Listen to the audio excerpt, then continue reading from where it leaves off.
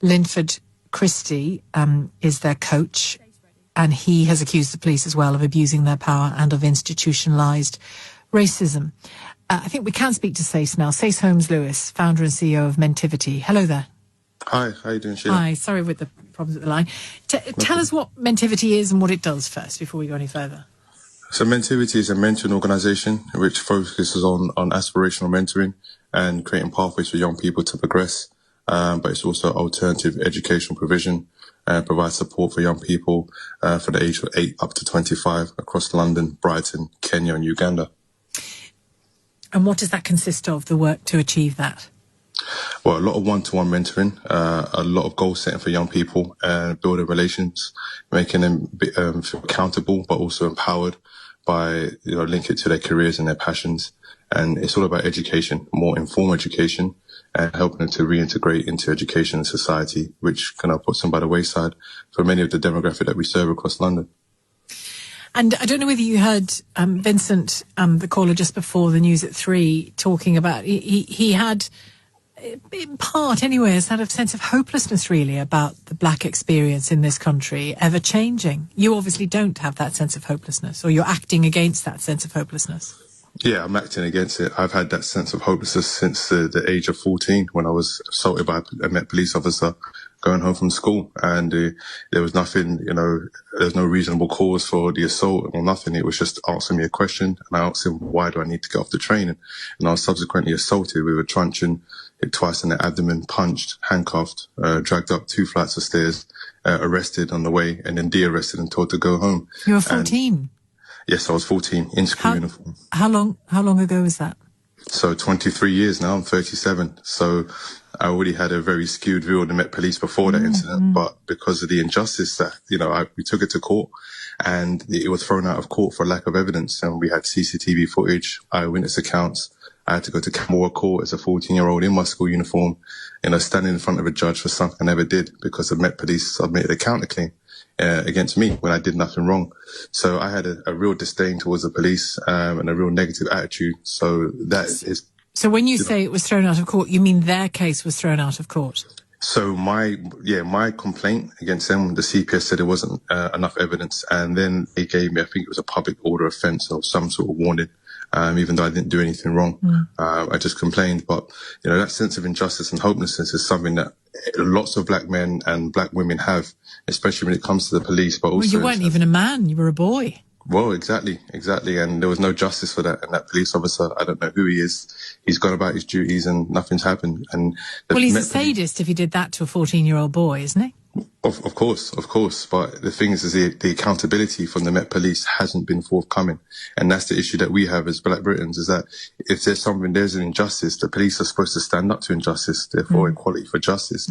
So if you're not carrying out in your daily duties, then what does that say to us? That if you're going to police a demographic because or based on your conscious bias and your racial profile, attitude towards us, then you're like, for example, on Saturday in Soho, like that was a block party.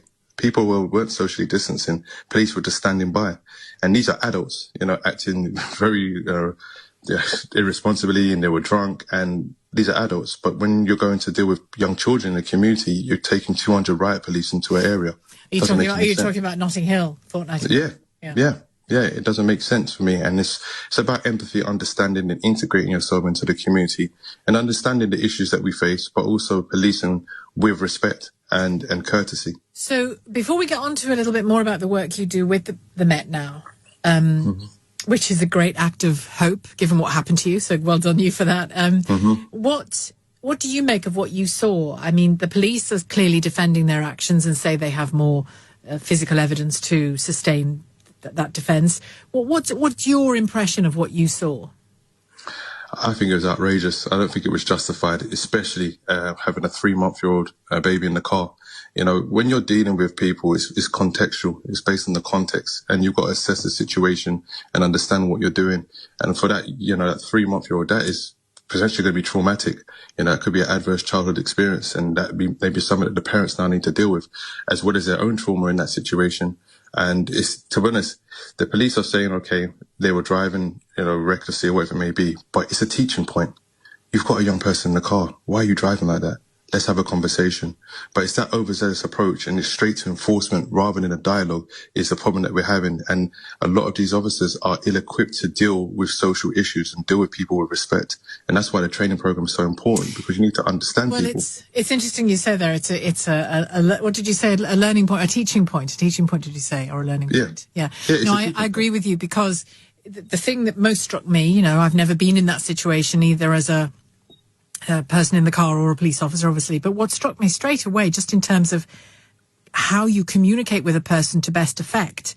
And again, I know that there is threat or potential threat involved in what the police deal with. They don't know what's behind the door that they open. Of course. So with given all of that, I still couldn't believe the speed with which it became hands-on, handcuffs on, and shouting. Yes, but this is something that's reflective of how we've been treated. That's happened to me many a times, and I wasn't driving recklessly. I was just asking questions, and when I was speaking to one officer, another officer tried to slap on the cuffs and tried to put me to the ground because they wanted to stop me under the Section 60 and Section 23. Like, this has happened to me numerous times, and I've been stopped and searched with my 13-year-old son. You know, he's been 9 and seeing me being stopped and searched. But for me, it's about teaching him to be prepared for that. And the education goes two ways. You know, we need to equip ourselves in the Black British community in terms of our rights, to understand what we can and can't do. And it's about us now engaging with the police if they, you know, want to be receptive to learning. But the thing is, it's important. It's all about education and understanding. And when you say what we can and can't do you mean in the same way that there are things that I can and can't do, or do I, as a white woman, can and can't do, just a person who lives here, or do you mean the things that a black boy, black man, black girl, black woman can't do without consequences happening? So here's how you manage that situation. Which of those do you mean? Yeah, of course. I think from the Black British perspective, is understanding that you're going to be targeted, you know, more so than any other demographic because of your colour of your skin and where you reside. And you have to prepare young people to deal with that. And it's around the dialogue and also how to articulate yourself, because, you know, young people, we're all stuck in our screens and our mobile phones. We don't communicate anymore. And it's about the intergenerational dialogue, and also for adults, preparing your young people and your children for these situations, because we know it's going to happen. So when it does happen, it shouldn't be a surprise. And that's why I'm very, very keen on educating young people through conversation-based learning to get them to understand the pitfalls of society. And your son is now pretty much the same age you were when this thing happened to you. Yeah. When the first thing happened to you. Does looking at him and his age and his childishness, does that make what happened to you seem all the more horrific to you? It does, but it's actually given me motivation. I think, you know, I was subject to a high-profile stop and search on the 5th of May, and I decided to document it on Instagram Live and filmed it. And I sat on the footage for a week thinking that if I release this as a Black British man, as a CEO of MENTIVITY, what could be the potential blowback for me? But the fact of the matter is that I faced the injustice. I was racially profiled under this year. 45 seconds. Yes, Tuesday the 5th of May, during lockdown, delivering food. Tell me what happened. So I was delivering food to a couple of friends that had lost family members to COVID. I like to cook, and I just thought, what can I do for these people that were also shielding? What could I do that was something heartfelt? So I decided to cook some food and deliver it to the people, my friends. After my second drop-off in Brixton, I was in John Ruskin Street, just off the Wharf Road. I saw police, about 9 or 10 police, kind of interrogating 2 young boys, black boy, white boy, searching their vehicle. I was about to drive past, but I said, it doesn't look right. So I wound down my window, asked the boys, guys, are you okay? And they were surprised, like, yeah, we're okay, we're okay. And all the police officers turned around and looked at me. Now, my car had tints, and, you know, straight away they looked at me a bit suspiciously. I drove off, went to get some dates to break my fast for Ramadan before my next drop. And then I got back in my car, no more than 30 to 45 seconds, and then I saw blue lights behind me. The same police officers stopped me under Section 23 of the Misuse of Drugs Act, and were adamant that I just came from a drug deal because I drove around a side road to get back onto Wharf Road, and said that I was a drug dealer. I said, this is ridiculous. You know what I do in the community? I run an organisation. I'm a coach who's brought so many boys through to the Premier League. Jadon Sancho, Reece Nelson, all these boys came through the Southwark London Youth Games team. And I do so much for this community. I've been working in this community since I was a young man, since 16. It's 21 years. You've got the wrong person. But they were absolute in their judgment of me as a drug dealer. They were speaking amongst themselves saying, well, look at the car he's driving. What does he expect? And it's that conscious bias and that racial. And did you get that on tape? I got it all on video. I put it on Twitter and it went viral. And since then, I've just been campaigning for equality because the police need to be held to account. They need to be educated in terms of how to deal with young people. And when you work with the Met around cultural equity and conscious bias, what privately, if you see what I mean, if it was absolutely private, you couldn't tell me. But, in the tea breaks when you're chatting and having a cup of tea and a bicky, what do they say to you? They never had these conversations. They've never seen it from a perspective of a black man. They've never had interactions with black Britons in the way that we've had dialogue. And some of them are quite ashamed, and it's challenging their whole worldview and their stereotypical outlook because the sources that they have for the stereotypes are the media, are the films, are the music. I've had so many conversations with police officers over the last 5-6 weeks where they said, look, I used to listen to hip hop, I used to listen to rap, but I saw negativity.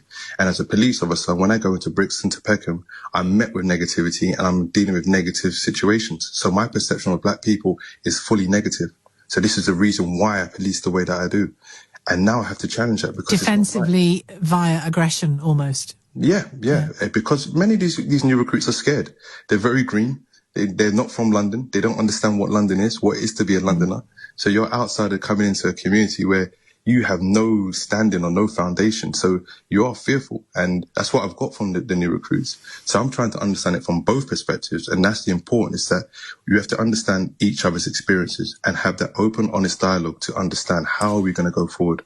Well, good luck with the work that you do. It sounds absolutely vital if anything is going to change on all sides. In terms of trust, I mean, SAYCE, thank you. SAYCE Holmes Lewis, founder and CEO of MENTIVITY. More of your calls in a moment. Also, just to say that